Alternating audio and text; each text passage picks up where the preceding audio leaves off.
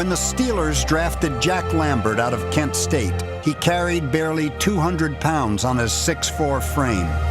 The fledgling linebacker might not have made it in Pittsburgh's nest, but for the unlikely inspiration of Oakland's Mad Stork. Everybody said, "Oh, Jack, you know, you're a good football player, but you don't weigh enough. You've got to be at least 235, 240 to play." Well, I just couldn't put the weight on. He was a great hope for me because when I saw him go into the pros, he was tall and skinny like I was. Over time now, there's kind of become this understanding that small running backs have an advantage because a lot of times linebackers can't see into the backfield. His height at middle linebacker may have been a positive in the reverse. He may have had a better view of what the offense was doing, and that might explain why he seemed always to be one step ahead of things. He just seemed to make every tackle. If the best player in the middle of the field is making all the plays on the best team, maybe this is the best defender in the league.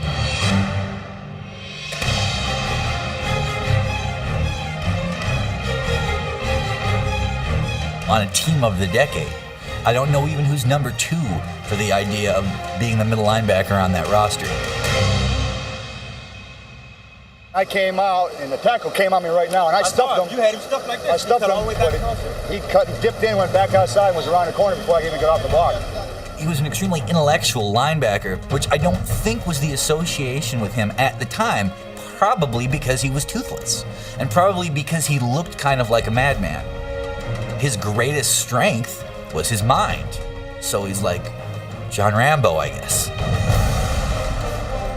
He was certainly the most intimidating player on a pretty intimidating team.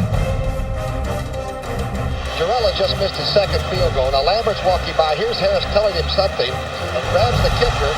And Lambert at 6'5" works him over.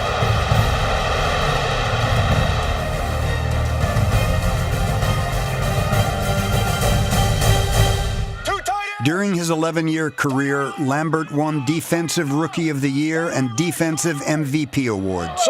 He made 9 straight Pro Bowls and was the man in the middle of the steel curtain for 4 Super Bowl wins. That'll cool your ass off.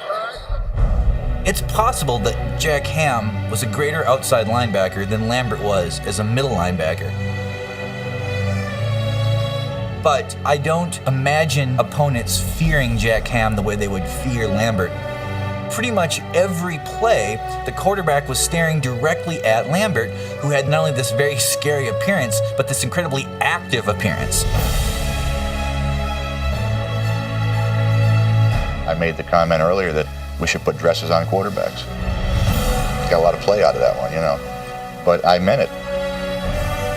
Quarterbacks couldn't skirt past Lambert, who became a frequent visitor to opposing backfields and a permanent fixture in Steelers lore.